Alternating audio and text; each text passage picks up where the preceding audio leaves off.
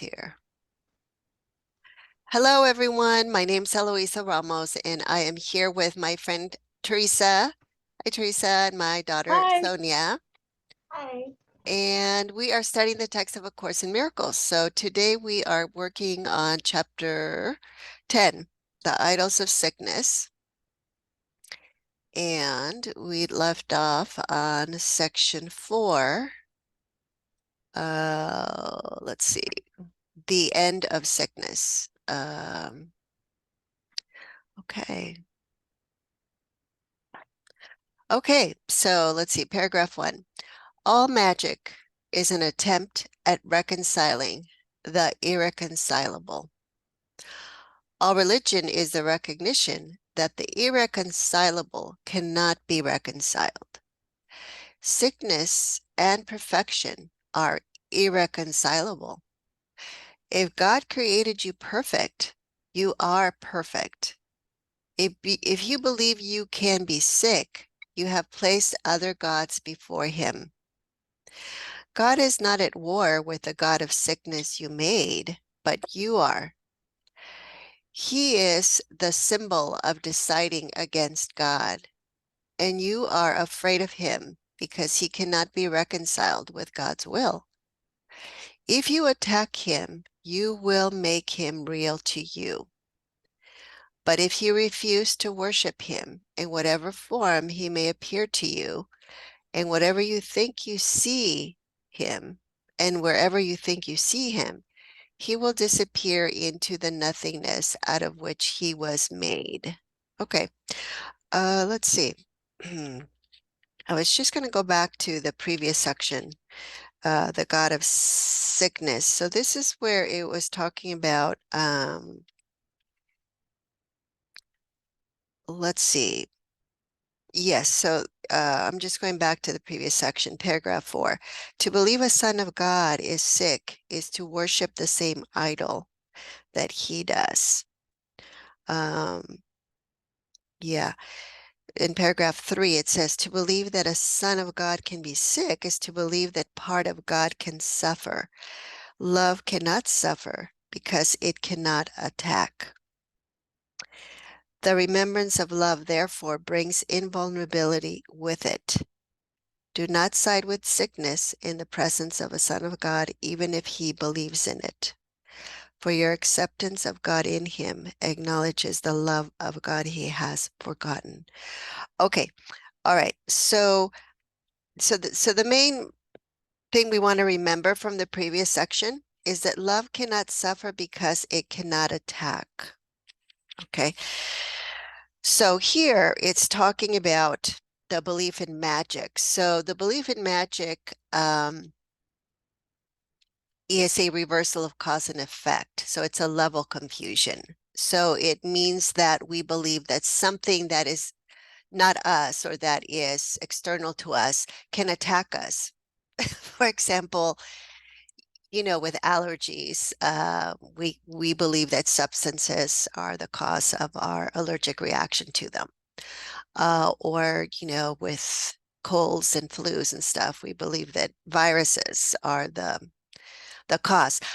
And, the course is very clear that the mind is the only causal level. So everything that we experience here has its root or its cause in our mind, in our thinking, in our beliefs.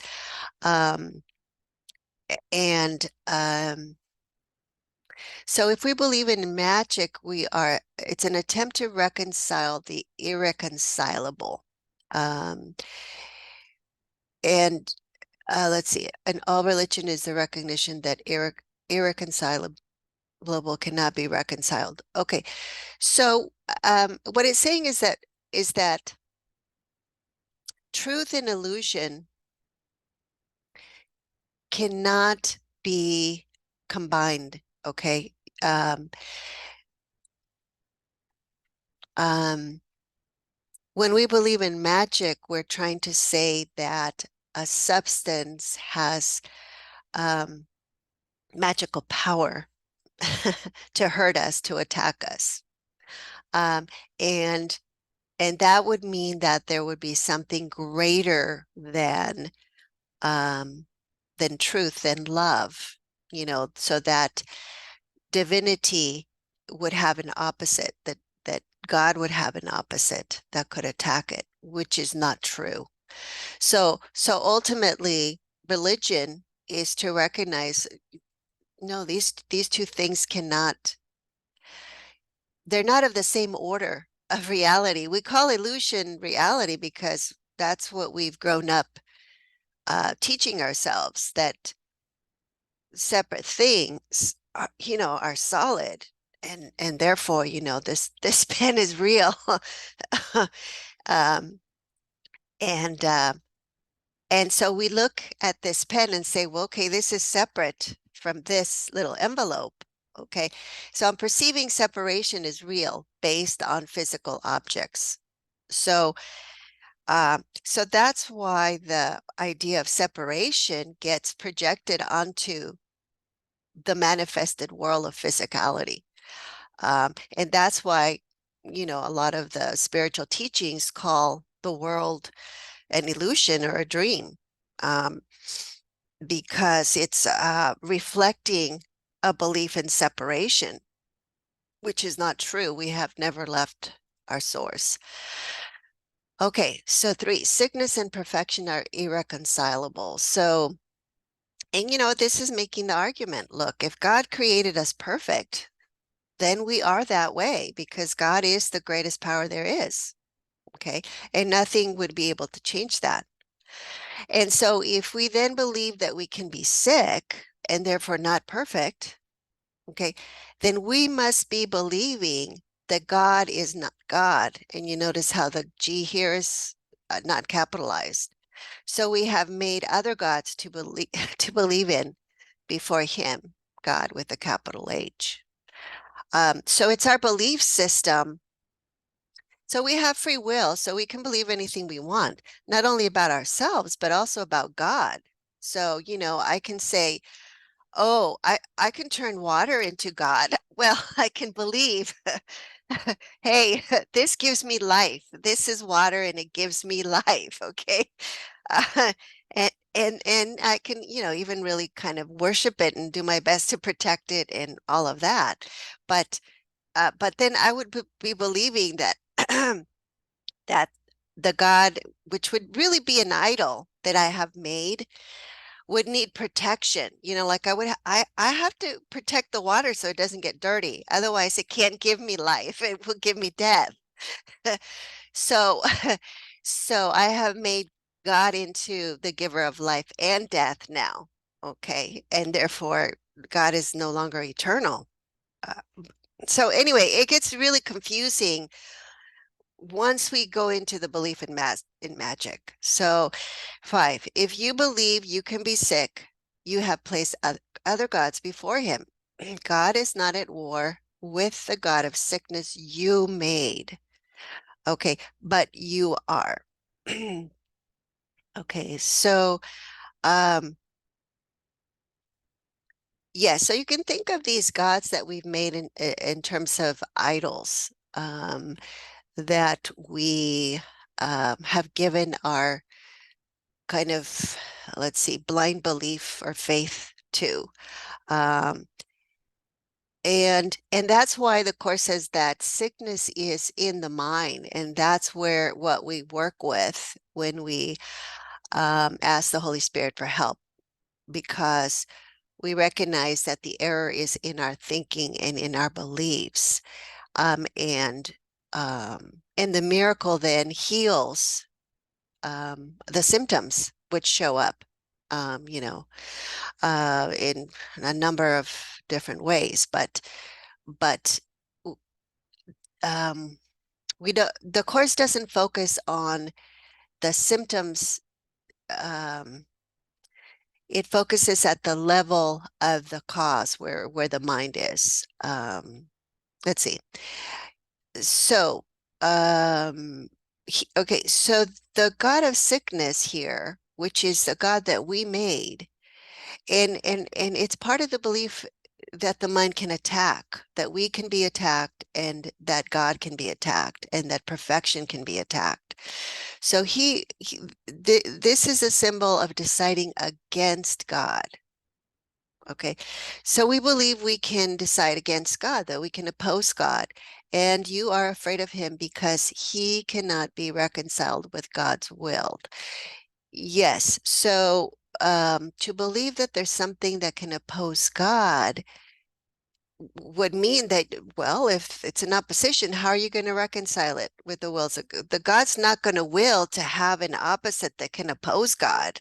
That would mean that there would be something apart or separate from God. And then God would not be everything. So if you attack him, you will make him real to you. But if you refuse to worship him in whatever form he may appear to you, whatever you think you see him, he will disappear into the nothingness out of which he was made. Okay, so a lot of the times our beliefs can be very fearful. And attack is fearful.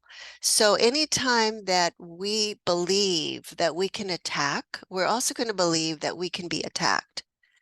And so we're going to be very fearful because of that. And we're going to be looking out for threat. So we're going to imagine or see threat around us because that's what we believe. And let's see. So one of the most important things about Course in Miracles is that it's a mind training to let go of fear, of those fearful thoughts. Because otherwise, and sickness is very, very fearful. I mean, that's one of the things that really can grip us and keep us in a fear state. So that's why the miracle, let's see, that's why when we believe in magic, we want to work at minimizing fear. It's not that it's a bad thing to take, aspirin or for pain or anything like that. It's okay. You want to do what is most helpful in terms of reducing fear. But I think the point that this is making here is that we have to always go back to the very basis of a right mind and the truth, which is God is perfect, creates perfectly, and we are his children and therefore are perfect. And any deviation from that, we want to really question, how can that be? How is it possible that I can be sick if I am created perfectly? And look at that, and look at all the fear around that, and then release the fear and go back to um, trusting in what is true. What is the truth? Okay, number 2, Sonia.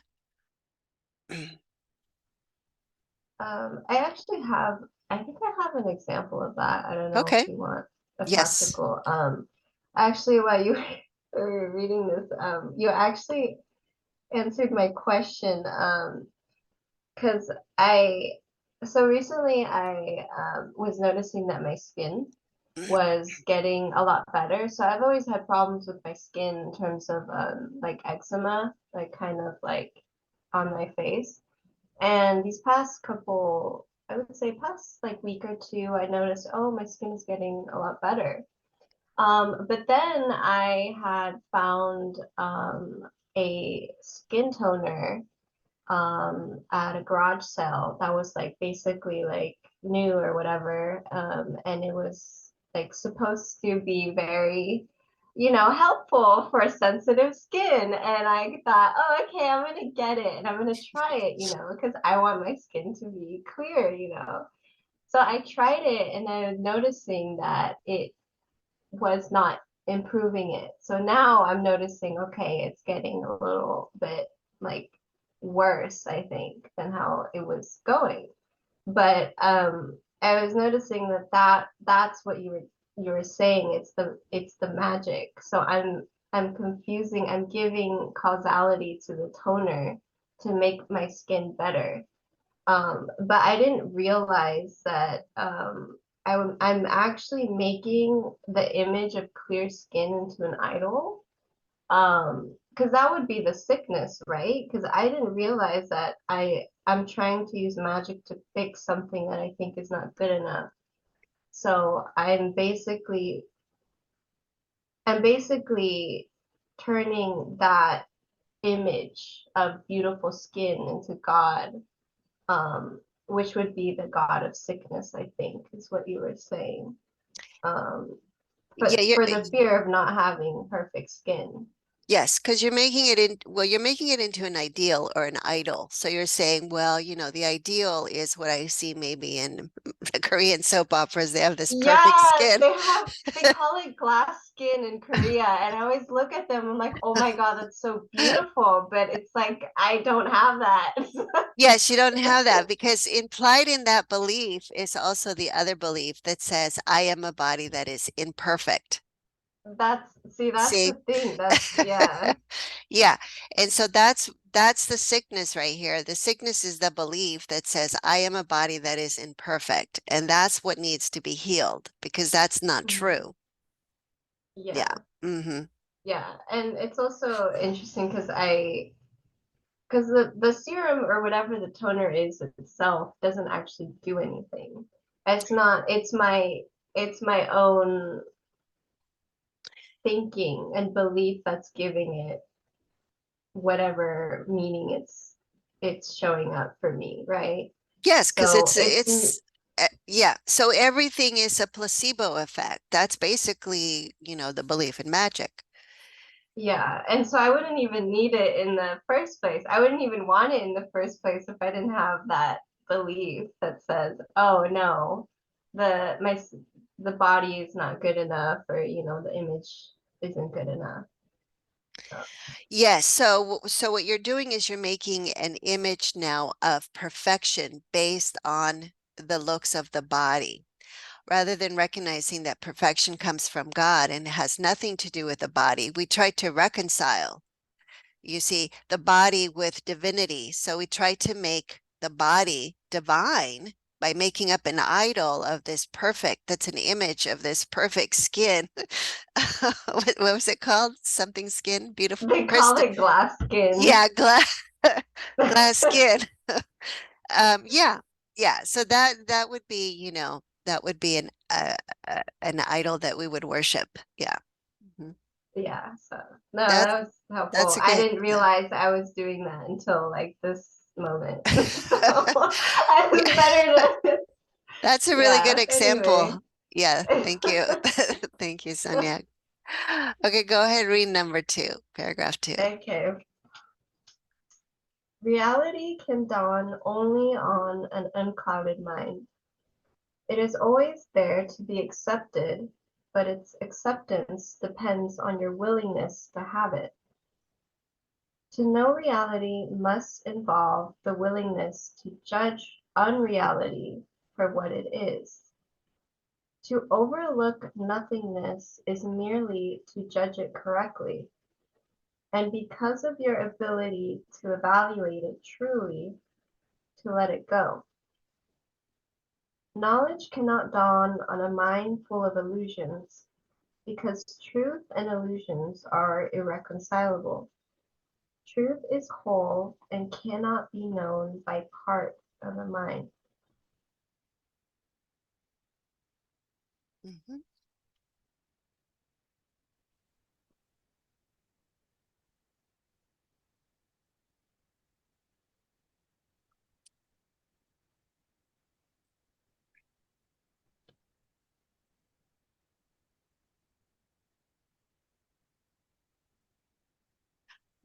What does it mean by an unclouded mind, Sonia?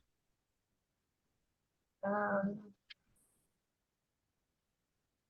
an unclouded mind just doesn't. doesn't take illusions seriously. It's just completely not blocked. Yeah. There's Mm-hmm. no, yeah, Mm-hmm. So it's almost like light coming through an unclouded sky.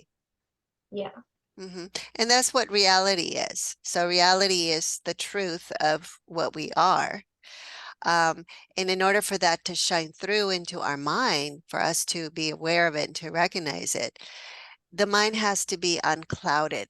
And what clouds it, we were just looking at the review, lesson 51, and we were looking at the first 5 lessons. Nothing I see means anything. I have given what I see all the meaning it has for me. I do not understand anything I see. And we were noticing how they were all connected because because I have judged everything I look upon, and it is this and only this I see. This is not vision.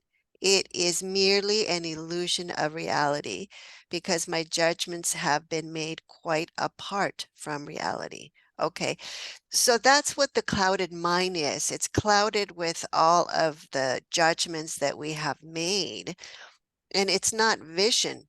Um, so they're illusions of reality because they're my judgments. So it means that we need to release all of that to have an unclouded mind. Um, and the reality has always been there. So it's not that it's not in our mind, it's that we block it, we don't accept it. Because you see, its acceptance depends on your willingness to have it.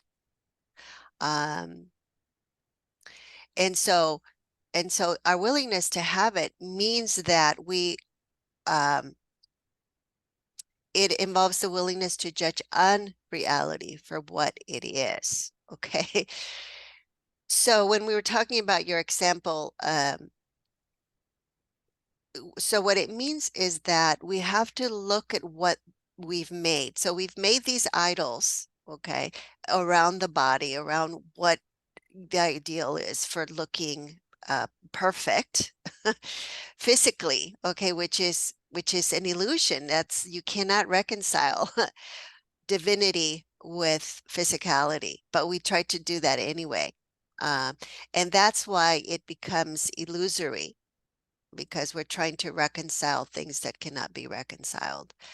Um, and so once we judge those ideas that we have as false, then we can let them go.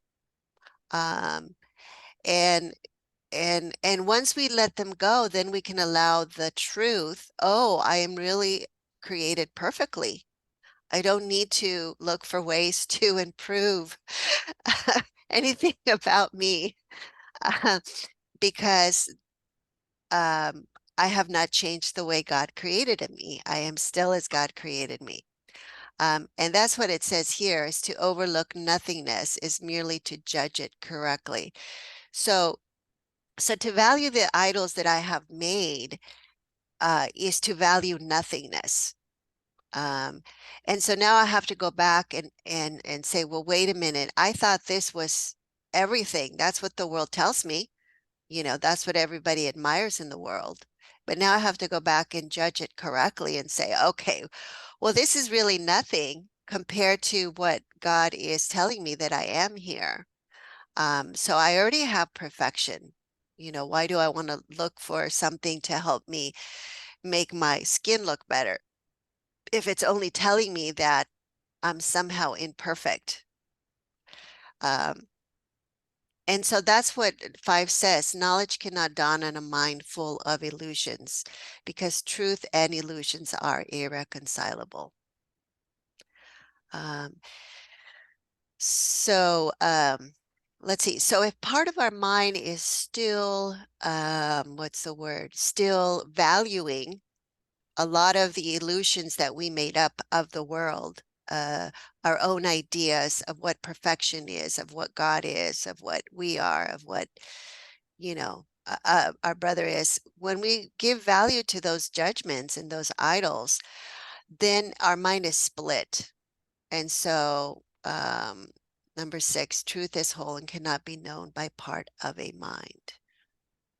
So as long as the mind's split, then it's the whole truth cannot be known. Um, okay. Okay. Anything else there?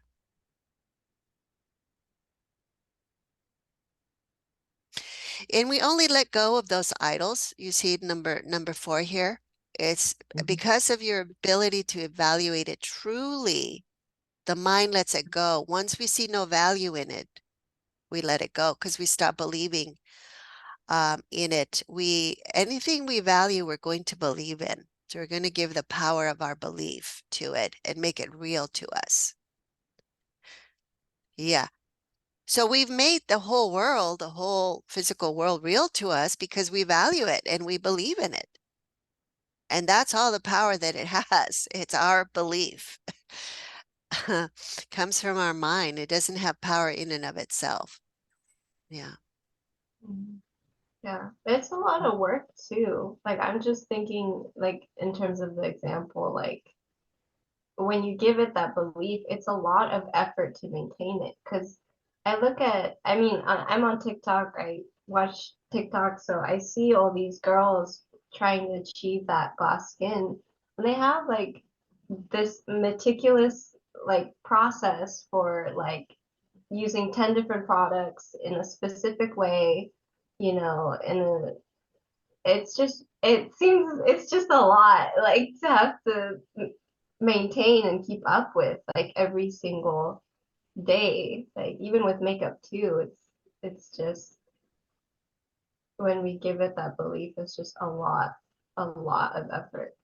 But It's a lot. anyway, Yeah, it is a lot of effort. And then it keeps the mind preoccupied with the body so that yeah. it's very, so then we're so distracted, we don't really have time to even consider the possibility that, oh, I might be already perfectly created.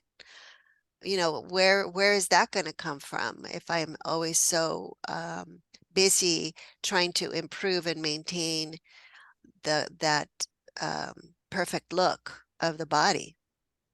Hmm. Yeah. Yeah.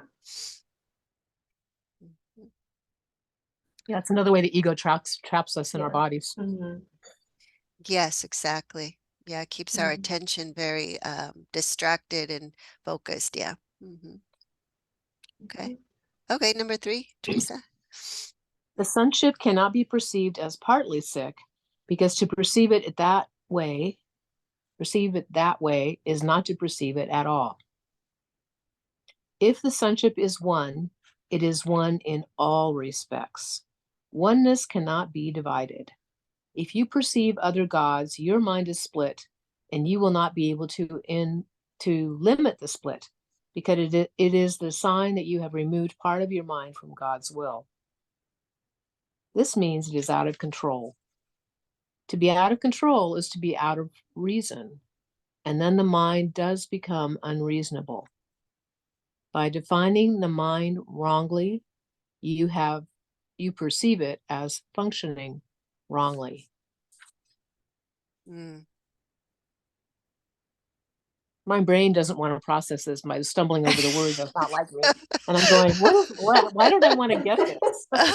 There's something going on here. Well, we define sickness as either physical or mental, and seven is kind of it's implying here that by defining the mind wrongly, then we can perceive it as functioning wrongly, as in mental illness. Mhm. You know, but mental illness is really this right here, is that we've defined the mind wrongly. So let's go back and see line by line here. So first of all, the sonship, you notice it's capitalized. It's all of creation.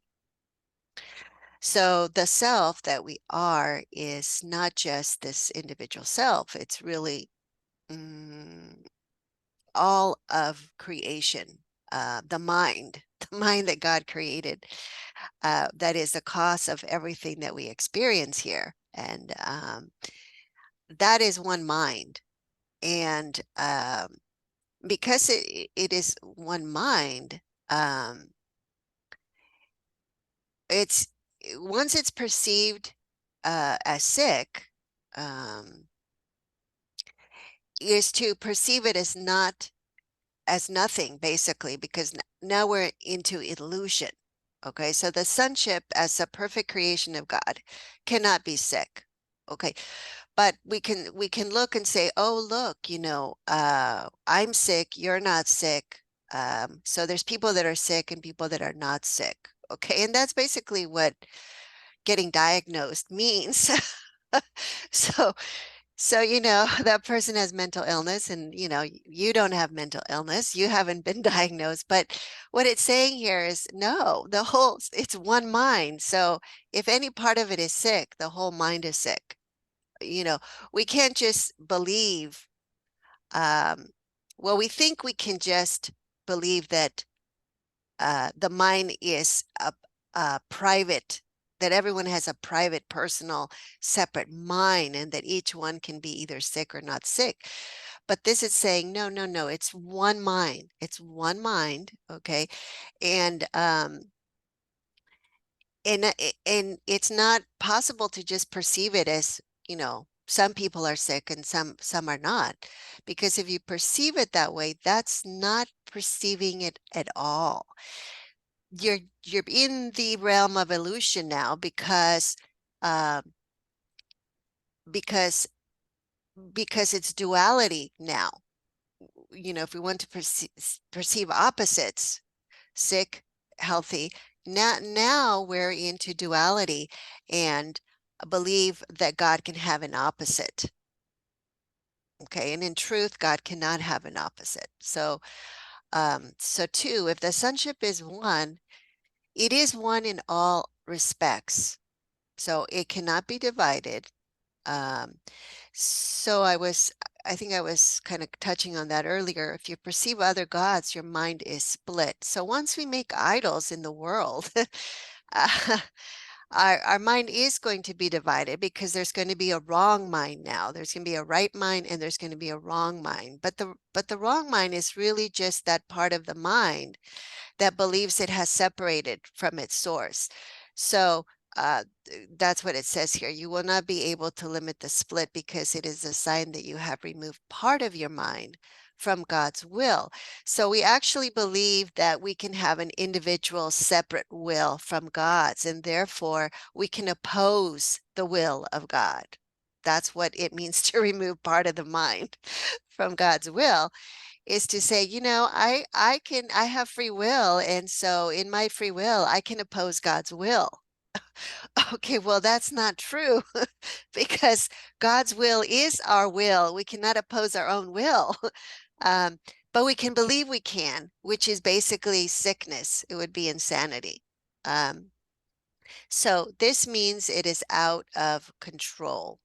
Um, Yes, it would be out of control because it would no longer be under the will of God. So it would be, quote unquote, we would believe like, oh, my will has gone rogue and is now independent and on its own and, rebelling against God. And so I must be in opposition to God. So I must be darkness and sin and evil, because that's what I imagine an opposite to God would be, because now I've made God into an idol, by bringing it into the illusion and trying to say that duality has both. It has God and the opposite of God in it. So to be out of control is to be out of reason. Yeah, and then the mind does become unreasonable. So yeah, so the wrong mind, when we're in our wrong mind, you can say that we are unreasonable, you know. We are really stuck in believing that, you know, that separation is real. So by defining the mind wrongly, you perceive it as functioning wrongly. Yeah. So functioning wrongly would be that we believe that it can attack because the mind is was created by love and can only be loving. So now, by defining the mind wrongly as a split that can oppose love, that can oppose God, now we can perceive it as functioning wrongly. So we're going to believe that the mind can attack. Okay. All right. So number 4, God's laws will keep your mind at peace because peace is his will and his laws are established to uphold it. His are the laws of freedom, but yours are the laws of bondage. Since freedom and bondage are irreconcilable, their laws cannot be understood together. The laws of God work only for your good, and there are no other laws besides his. Everything else is merely lawless and therefore chaotic. Yet God himself has protected everything he created by his laws. Everything that is not under them does not exist. Loss of chaos, quote unquote, is a meaningless term. Creation is perfectly lawful, and the chaotic is without meaning because it is without God. You have given, quote unquote, your peace to the gods you made, but they are not there to take it from you, and you cannot give it to them. Okay, so God's laws are the universal laws. So when we go through the lessons, the law of giving and receiving, okay, that's universal law. So the truth is established as the law of God. So and that's what keeps your mind at peace. So in truth, nothing in the world can disturb our peace. Because there's nothing greater than God's will, and there's nothing greater than God's laws. Okay. But we can believe otherwise. And because we can believe otherwise, we can have experiences that tell us that, oh no, God's will can be opposed. And yes, my peace can be taken away from me. You just yelled and screamed and called me names. And now I am no longer peaceful. I am really angry and pissed off at you. And um, and I want to believe that it was your fault, that you did it, that what you did was a cause of my loss of peace. And that's not true. Okay. But we can believe that. And therefore our mind will function wrongly um, and follow those beliefs. So, um, and when our mind does that, we are actually kind of bound in bondage because we become slave to our own beliefs. And so, if I believe that what you say to me or your tone of voice to me is the cause of my upset, then every single time that I hear that tone or those words, I'm going to react as if I did not have control of my own emotions. So, that's to be in bondage because I am no longer it seems as if I'm no longer the decision maker of my perception and my behavior. So let's see. So God's laws are laws of freedom, okay, but but the ones that we made are actually laws of bondage. So when we make idols, we become, you could say, kind of slaves. We can have like a master slave to that. So like Sonia, you were mentioning the routine that someone has to go through. It's almost like a ritual, and you'll see that in a lot of behavior. people will have, for example, addictions. They will have a very kind of almost ritualistic pattern to their practice of using the drug, you know. In this case, it's, applying makeup, or whatever other thing we do. So, and so it's those kind of ritualistic things that become kind of like a bondage. No, you have to do it this way, or it's not going to work. If you do, if you don't use exactly the same recipe, it's not going to work, Um, so yeah, and freedom and bondage are irreconcilable. So that's the same thing. Truth and illusion are irreconcilable. The laws of God work only for your good, and there are no other laws besides his. Okay. So this is where, the course says nothing real can be threatened, nothing unreal exists.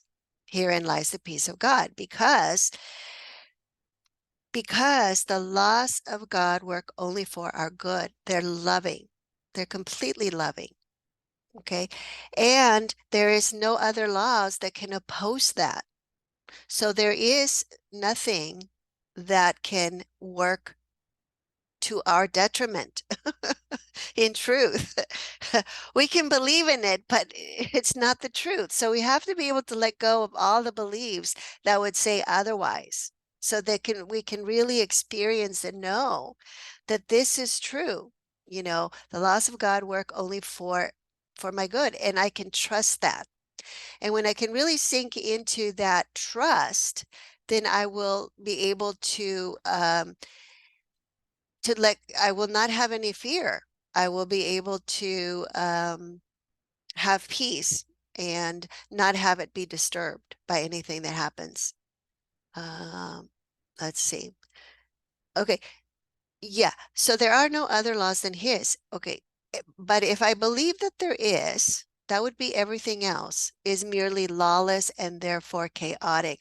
And that's why, the world can be so scary, because that's what we see. We see chaos, we see lawlessness, um, we see fear, we see war, we see, crime, we see poverty, we see homelessness, we see suffering everywhere. We see pain, we see sickness. So all of that is sickness. And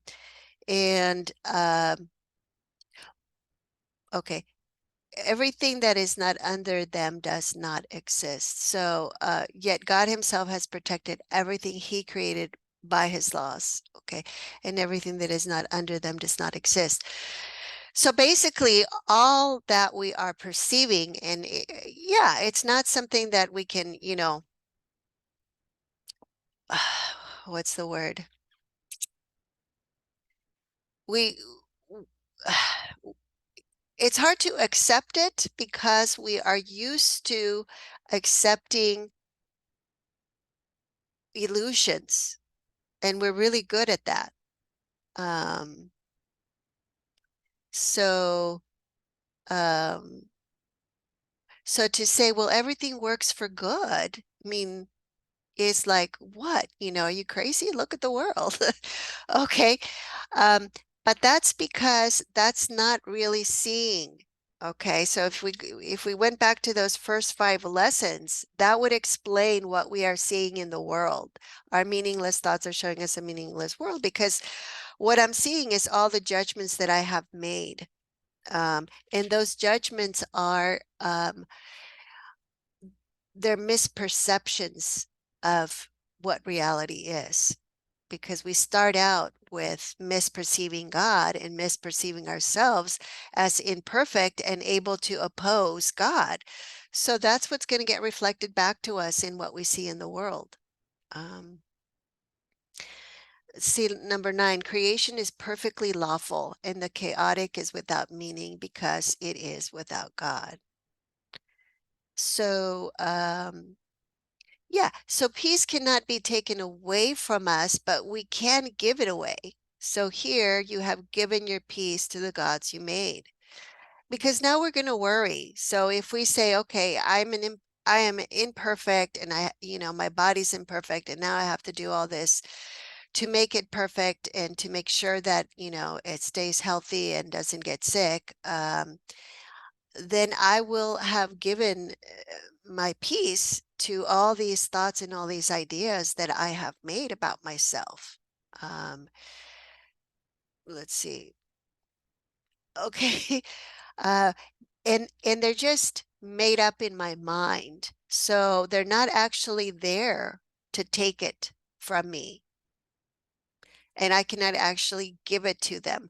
So I have not lost it. It's just that I have lost awareness of it. Okay, number 5. Sonia? You are not free to give up freedom, but only to deny it. You cannot do what God did not intend, because what he did not intend does not happen. Your gods do not bring chaos. You are endowing them with chaos and accepting it of them. All this has never been. Nothing but the laws of God has ever been, and nothing but his will ever be. You were created through his laws and by his will, and the manner of your creation established you a creator.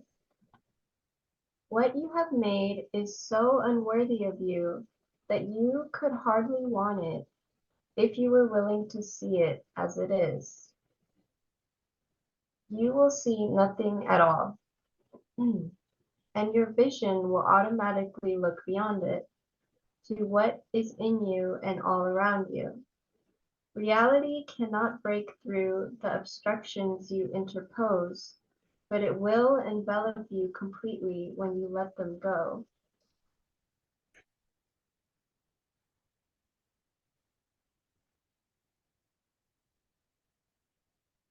So all of the obstructions are just the things, uh, um, illusions that I value. So all of the stuff that I think is meaningful, um, which I guess was the lesson for today. I've given what I see all the meaning it has for me. So all of those obstructions are just what I value. But it's if he's saying here, if I were to really see it as it is, I'm valuing nothing. I wouldn't see anything at all. Um, yeah. Mm. Yes, because a world of separation is not there. We're seeing nothing. Um, so we do not have power to oppose God. Okay, we do not have power to attack God. That's not the truth. Okay, and when we believe that, um, we are experiencing illusions, and and and all of this has never been. So it's not like we're guilty, okay, for believing that we can attack God and that our mind is, evil and all of that. No, we're not guilty of that because number 4, all this has never been. It's a dream. It's a dream. Okay. And you're not guilty for anything that happened in your dreams because it never happened. Um, so we can deny the truth. So that's the first line, 5. You are not free to give up freedom, but only to deny it. So what God is, our true nature, our true self, all of that is inherently unchangeable, and we cannot get rid of it. We can't give it up. It is what it is. We can't change ourselves as much as we think we can. It doesn't happen in reality. It doesn't happen in truth. So too, you cannot do what God did not intend. Okay, so stop believing that we can be greater than God. We can't be greater than God. Okay, we are the creation of God. We are just as powerful as God. What There's nothing more beyond that. um so we're perfectly safe recognizing the truth. And nothing else is true because nothing else is real. So any false gods that we make up, it's not that they have really power to do anything. It's that we're endowing them with but the belief that that they're the cause of the chaos. And then we accept it of them, but it's not really coming from them. It's in our mind, because we're the ones that give them that particular meaning to them. Um, and all of this has never been. So, yeah. So the laws of God and God don't even, let's see, the whole belief in separation in the ego and a world of bodies and physical objects that are separate from one another, all of that is um, um, is all of that to God is not there. It's never happened. Okay, because it's not God's will, and what is not God's will cannot ever happen. And 6, you were created through his laws and by his will, and the manner of your creation established you a creator. Okay, so that's the truth. I mean, we can misuse that power and miscreate, but it's still not doing anything in truth. It's not changing anything in truth. We're not, you know, changing ourselves in truth. And like Sonia was saying, if we did not give it value, we did not see any value in it, we wouldn't want it. If we saw it clearly and we saw that um, what we made as a miscreation um, was the cost that we're paying for that, we wouldn't want it because it's costing us the awareness of love's presence, of recognizing our true inherent perfection, and creative power as co-creator with God. So so yeah, if you were willing to see it as it is, you will see nothing at all. Yes, because it's not an opposite to God. It just doesn't exist. So true vision from the Holy Spirit would recognize that, my brother is not a body. That my brother, um, let's see, is calling for love. So sickness is just a call for love, and um, that would be the response. The response would be, okay, to give love. So because the sickness is a false belief in the mind that somehow I am not lovable, and that somehow I am, something that's vulnerable to attack and sick. So it's a belief that says I am not as God created me. And so vision would say, oh, no, I see you as you were God created. You are holy and you are my brother. And that's a reflection of what I am too. So we're not different. So let's see.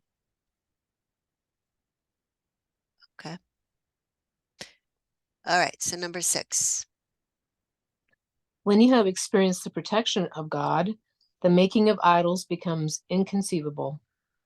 There are no strange images in the mind of God, and what is not in his mind cannot be in yours, because you are of one mind, and that mind belongs to him.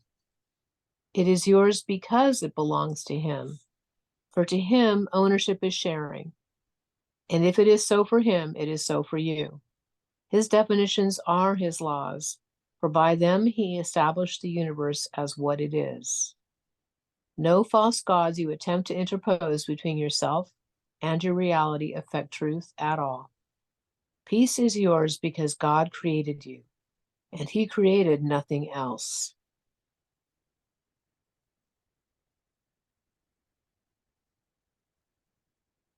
I guess basically what it's saying is when you live in your right mind with God, then you're imperturbable. I mean, you're keeping your peace. But when you choose the other, then you're not.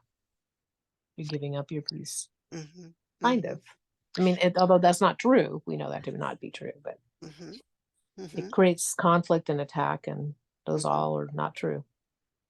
Yeah, and that's what sickness is. Yeah. Mm-hmm. Mm-hmm. So this is saying that this is the title of the section. It's the end of sickness,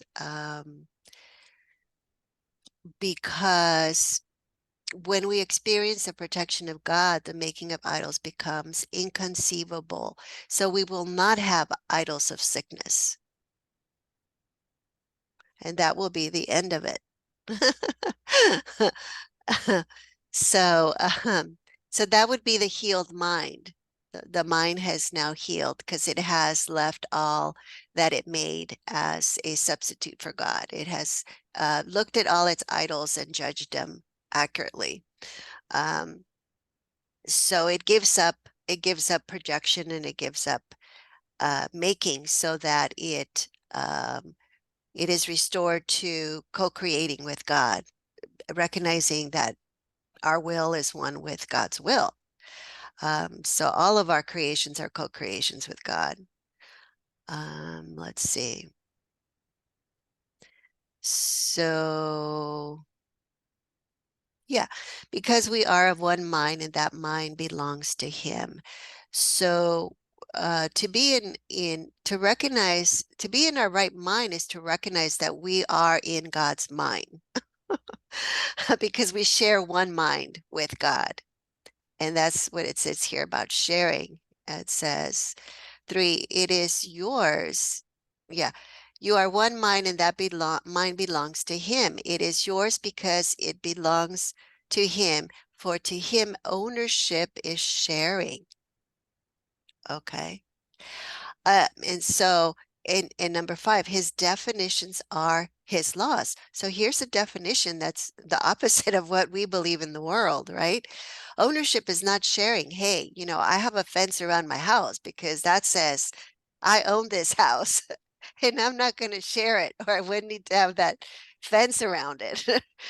I want to keep that for my own personal enjoyment, and you're not welcome in my backyard. In fact, I'm going to lock my doors and windows to make sure that you don't come in without my permission. So the kingdom is not it's not like the world of owning property and land. Um, the kingdom is sharing. Ownership is sharing because it's extension. So everyone is included. There's no exclusion. His definitions are his laws, and those are the laws of the kingdom. Um, and by them he established the universe as what it is, and that's why it's good. That's why it works for the good of all without exception, because it's one mind. So it's all shared. Um, let's see. Yeah. So peace is yours because God created you, and he created nothing else. Um, yes. And so therefore, this is really, let's see. It's a section where mm, what's the word? It's really giving us there's so much certainty in these sentences, okay? Uh, peace is yours because God created you and he created nothing else. Okay, what more certainty do you want than that? There's no exceptions here. It's nothing else. Okay, so let's see. So a lot of those sentences are like here. Yes. So the first line, when you have experienced the protection of God, the making of idols becomes inconceivable.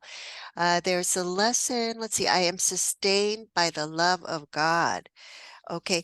And that's basically what this is saying, that when you have experienced the protection of God, then the mind has no need for idols. That becomes just completely inconceivable. Let me just read from that lesson 50. I'm sustained by the love of God. It says, here is the answer to every problem that will confront you today and tomorrow and throughout time. Okay. In this world, you believe you are sustained by everything but God. Okay. Your faith is placed in the most trivial and insane symbols: pills, money, quote unquote, protective clothing, influence, prestige, being liked, knowing the quote unquote right people, and an endless list of forms of nothingness that you endow with magical powers. So those are the idols that we make and that we give faith to and value to, and that we believe those are the things that sustain us, that keep us healthy, that comfortable, that safe. And we forget that everything is given to us by God. Um, and when we experience that, all of this, all of these other things of the world, lose all of their attraction. It doesn't mean that we, don't take pills or that we don't still go work to make money. It just means that our values have shifted from investment in what is illusory and temporal, and we are investing now and valuing the eternal. Um, joy, peace, truth, um, because that's where we find happiness and joy, um, and can experience life in this plane, free from suffering and fear, and can live a happy dream, basically. Um, and that's basically everything that we all are looking for is happiness, peace, and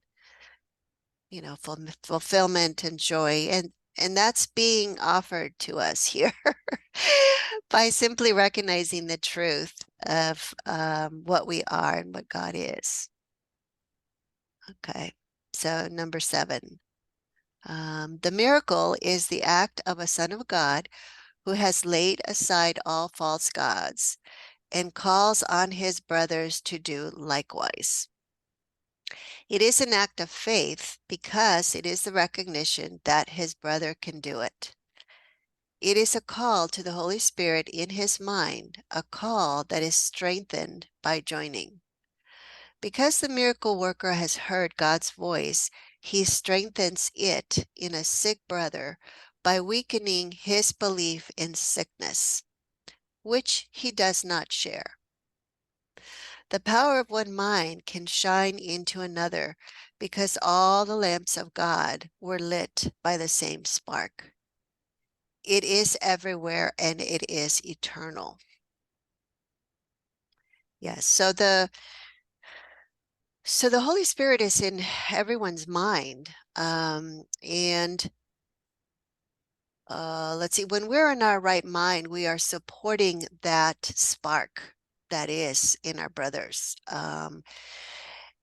rather than weakening it by believing in sickness. So So to be able to see our brother as he was created and not as he is seeing himself as a body or imperfect or whatever, is what will, let's see, it is what offering a miracle is, because it's offering a change in perception that can heal the error in the mind and therefore heal all the symptoms. So two, it is an act of faith, because it's a recognition that his brother can do it too, because the Holy Spirit vision clearly shows us that we are all equal, and therefore um, it's not a matter of, let's see, of somehow having been endowed with divine gifts that others don't have. So everyone's created equal, and therefore, because we're all one sun. Again, it's one mind. Um, and let's see. Yes, so the miracle is simply the call to lay aside all false gods. And that's the cloud. That's the cloud in mind. We want to release the clouds from the mind so that the light can shine through in the mind and heal it, release the error. And that releases the belief in sickness, which is a belief in weakness and a belief in vulnerability to attack. And that's what sickness is an experience of. And of course, it identifies us even more with the body that's sick, or the mind that we think can be attacked. Okay, number 8. In many, only the spark remains, for the great rays are obscured. Yet God has kept the spark alive, so that the rays can never be completely forgotten. If you but see the little spark, you will learn of the greater light, for the rays are there unseen. Perceiving the spark will heal, but knowing the light will create. Yet in the returning, the little light must be acknowledged first, for the separation was a descent from magnitude to littleness. But the spark is still as pure as the great light, because it is the remaining call of creation. Put all your faith in it, and God Himself will answer you.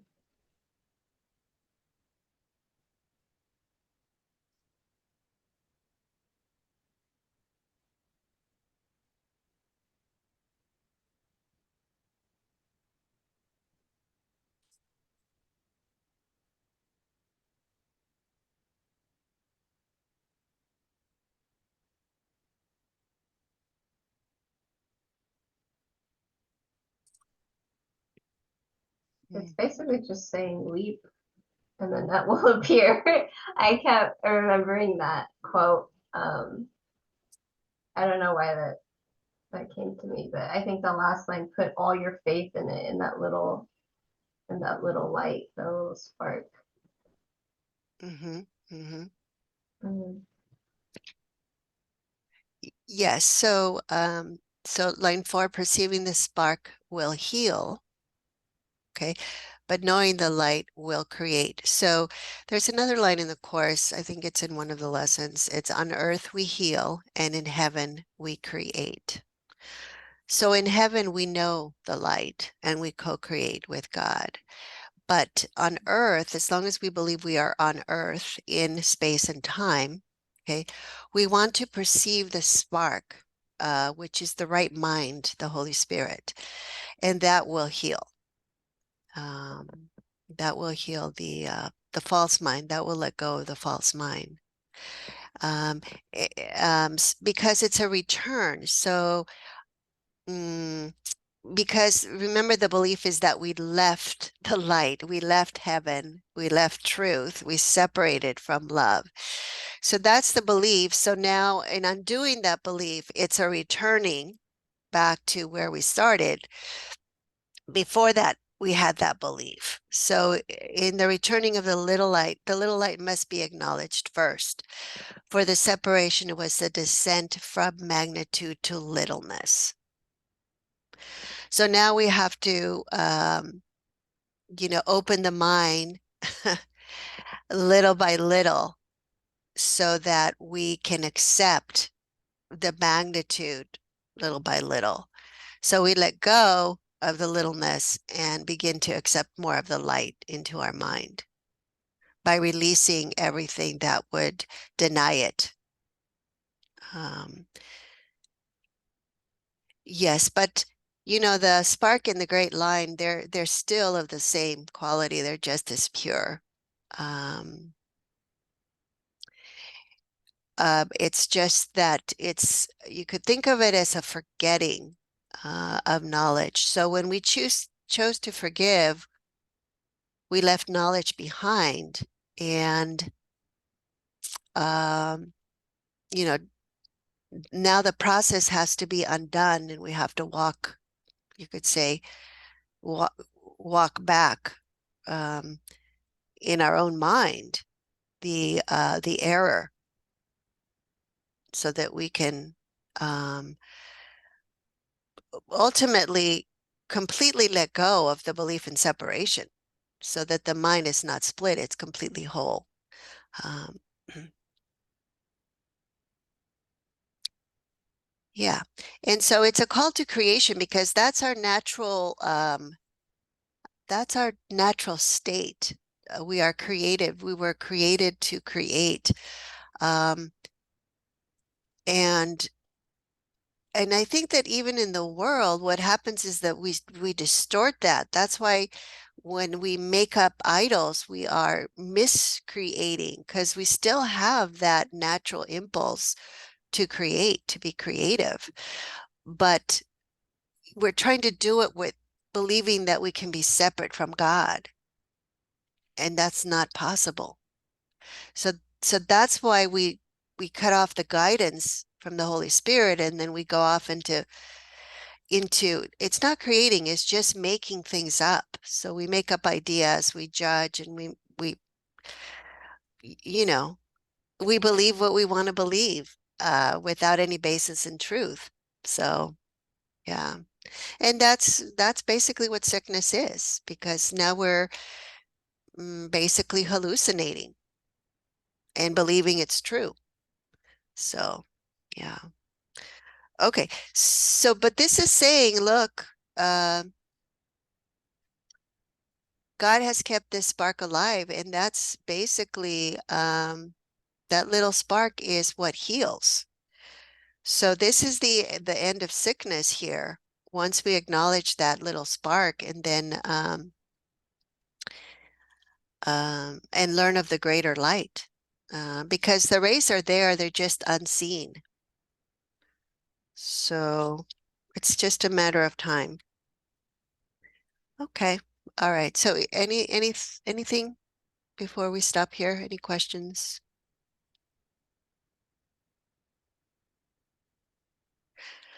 The great rays are capitalized, C capital G and capital R, because they're knowledge. So it's the same thing as the light of truth, God.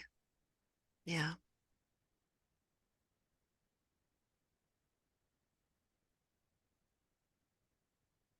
Okay. Okay. So that's it for this section then. I think we have one more section under the idols of sickness. Yeah, section 5, the denial of God. And that's the end of chapter 10. Okay. All right. So thank you, everyone. Thank you for joining. Until next time, have a good week.